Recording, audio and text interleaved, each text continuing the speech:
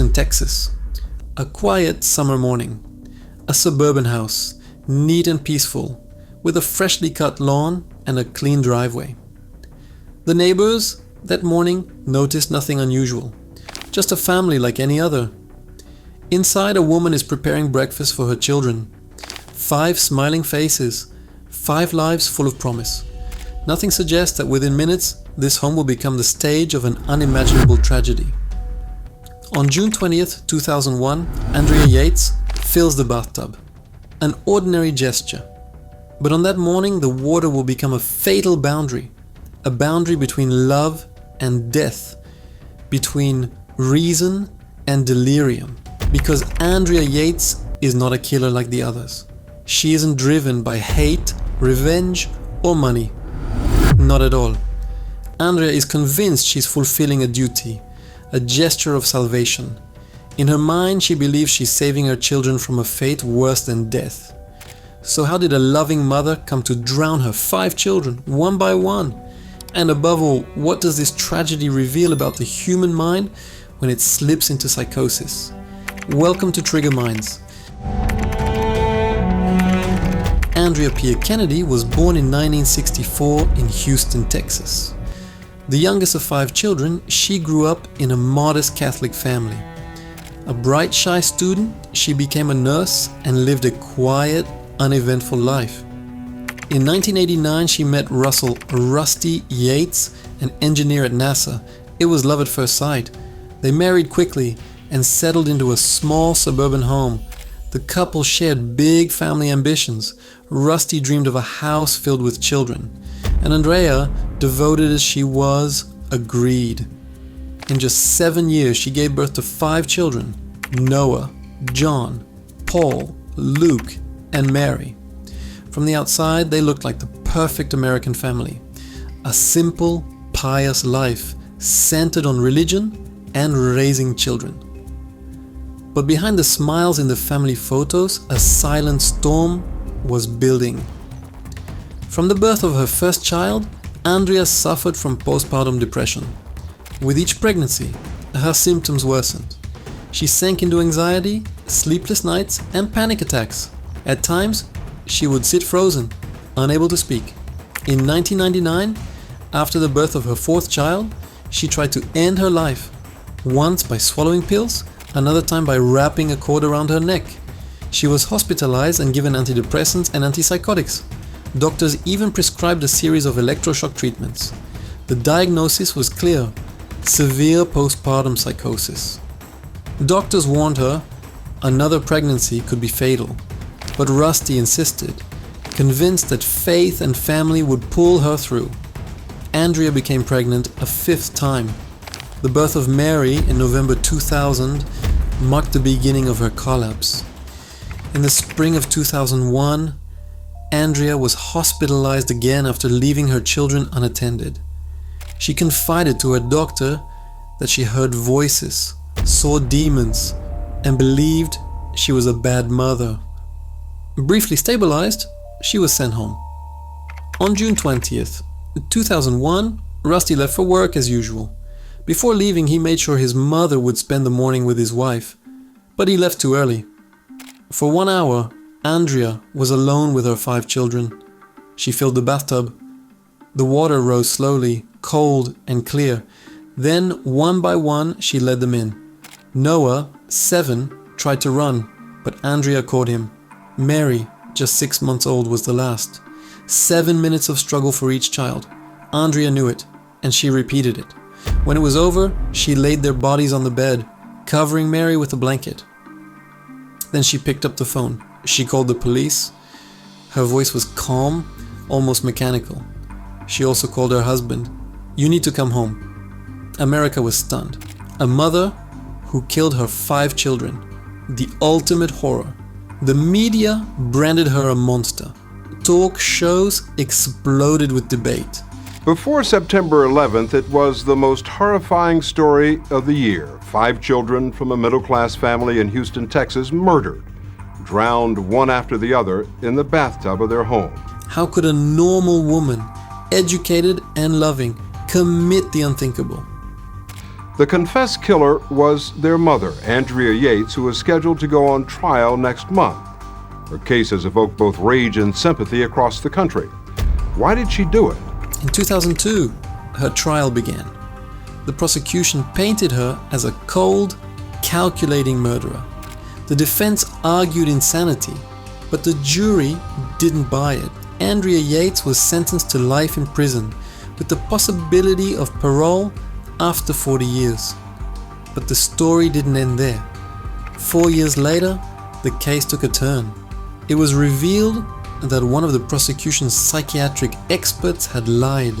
He claimed Andrea was inspired by an episode of Law and Order, an episode that never existed. The error cast doubt over the entire trial. In 2006, Andrea was retried. This time, the verdict was different. Not guilty by reason of insanity. She was transferred to a secure psychiatric hospital, where she still lives today. At first, everything seems clear. Andrea Yates is a mother turned murderer. 5 children drowned in the family bathtub. America is outraged. The media call her a monster. The images loop endlessly. A quiet suburban home turned into a crime scene. But behind that facade, behind the raw horror, lies something far more unsettling. Because Andrea didn't kill out of hate. In her mind, she killed to save. In the days leading up to the tragedy, Andrea hears voices. She sees demons lurking in the corners of her home. To her, Satan is there, hiding in the walls, ready to claim her children. Every look from her kids becomes a warning sign, every smile proof of their fragility. She believes evil is waiting for them, that they'll grow up, sin, and be damned for eternity. A chilling logic takes root. In her sick mind, it feels like the only truth. Better to take them from this world before it's too late. Better to deny them life on earth than condemn them to eternal hell. Terrifying to us, but for Andrea, it became an unshakable conviction. Andrea doesn't act like a cold-blooded killer. She acts like a mother convinced she's fulfilling her final duty. Love, protection, maternal instinct, all are there, but twisted, warped, inverted by psychosis. When she holds Noah under the water, she doesn't believe she's ending him. She believes she's freeing him. When she lifts 6-month-old Mary and lowers her into the icy water, she thinks she's saving her. In the shattered mirror of her mind, death becomes deliverance. That inversion is what shocks us most. Killing is not to Andrea a transgression. In her logic, it's an act of love, a sacrifice. The hardest decision, but the right one in her eyes. A complete reversal of all moral anchors, where tenderness turns into destruction. For us, the shift is brutal. We begin with a horrific crime, a mother who kills her children. Then we uncover the context, the illness, the religious delusions. Suddenly perception shifts. It's no longer just a crime. It's the story of a mind that has fallen apart. And faced with that collapse, one question rises. How responsible are we for our actions when reality itself is distorted? When a sick brain imposes its own logic, can we still call it choice? It's no longer just Andrea we're looking at. It's a mirror turned toward us. Because behind her story lies a universal fear. What if one day our own mind betrayed us? What if our most private thoughts turned against us, pushing us toward the unthinkable? That thought chills us, because it speaks not only of Andrea, but of the fragility we all carry within. The psychological twist in the Andrea Yates case lies here, in the gap between what we see and what she believed she was doing. For us, a massacre. For her, salvation. For us, a crime. For her, a sacrifice. Everything that defines motherhood, protection, love, guidance was inverted. Psychosis turned the maternal role into its opposite. That fracture, that total reversal of meaning, is what horrifies as much as it fascinates. It shatters our certainties and forces us to see maternal love through a terrifyingly broken lens. Andrea Yates is both guilty and a victim. Guilty of ending 5 innocent lives. A victim of an illness that took over her reality. It's this duality that makes the case so tragic. We can neither excuse her fully, nor condemn her completely. We can only confront the abyss of what a mind in crisis can become. Believing she was saving her children, Andrea Yates destroyed them. And it's that paradox, love turned into murder, that leaves a permanent scar on all who hear her story. The story of Andrea Yates is not just about a horrific crime. It forces us to look deeper, into the hidden mechanics that can turn an ordinary woman into the central figure of an unimaginable tragedy. This is where the story shifts from the courtroom to the mind, from spectacle to introspection. And this is where the real interest lies, not just in the facts, but in understanding what made them possible. We often hear about postpartum depression, a condition that affects about 1 in 10 mothers after giving birth. But what Andrea experienced was far more rare and far more dangerous. Postpartum psychosis. This severe illness brings hallucinations, delusions, a brutal break with reality. Thoughts spiral out of control, warped and dominated by false convictions. Where postpartum depression locks someone in sadness, psychosis drags them into another world, one with its own unshakable logic. For Andrea, that logic took a religious form, saving her children from Satan. It wasn't just an idea, it was a certainty. Psychosis is an invisible prison. For those caught inside, there is no doubt. The delusional world is the only world. Andrea didn't just believe in the devil's presence. She saw him. She wasn't wondering whether her children might be damned. She was convinced they already were. This shows something terrifying about the human brain, its ability to invent a parallel reality and cling to it at all costs. Once the delusion takes over, there's no room left for contradiction or reason. And in that distorted reality, Andrea acted, persuaded that killing was protection. She turned the unthinkable into duty. The Andrea Yates case raises a haunting question. How responsible are we for our actions when our mind deceives us? In her first trial, the justice system refused to acknowledge the illness. Andrea was guilty, period. But in the retrial, a different truth emerged. In psychosis, there is no real choice. You live inside a reality built by your own brain. That doesn't erase the horror of the act, but it changes its meaning. Andrea didn't act like a calculating criminal. She acted as a victim of her own mind, trapped in delusions stronger than reason.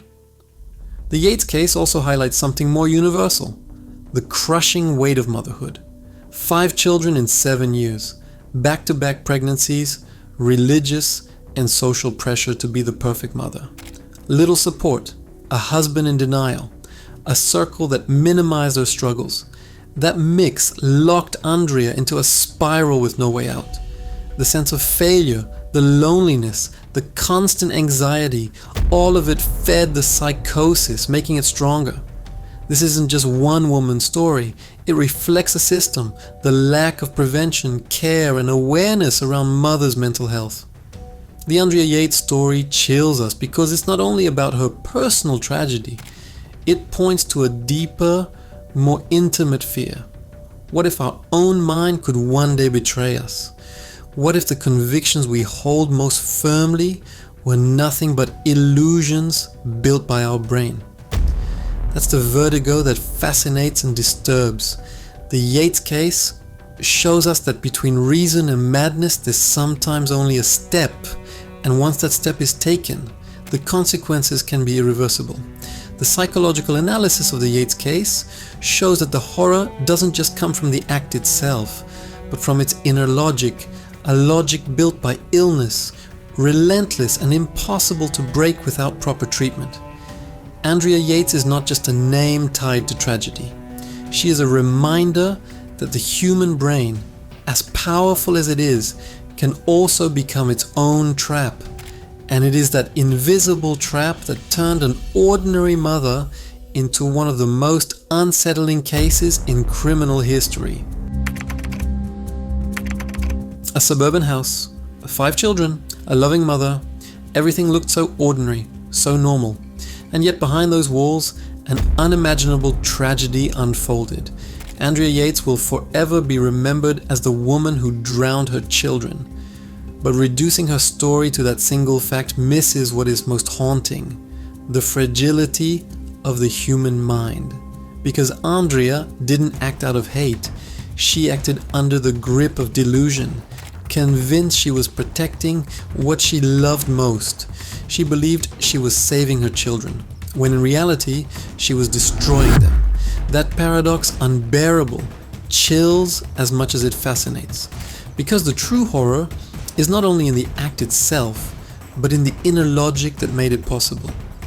Today, Andrea still lives in a psychiatric hospital, far from cameras and headlines. Her story resonates not because it is exceptional, but because it holds up a mirror. It reminds us that the line between reason and madness is far more fragile than we think. So in the face of this tragedy, one question lingers. If our own thoughts, those we believe to be the truest, turned against us one day, would we even see it coming? The Andrea Yates case was not just a crime story. It was a descent into the depths of the human mind. This is the DNA of trigger minds. See you soon for another case.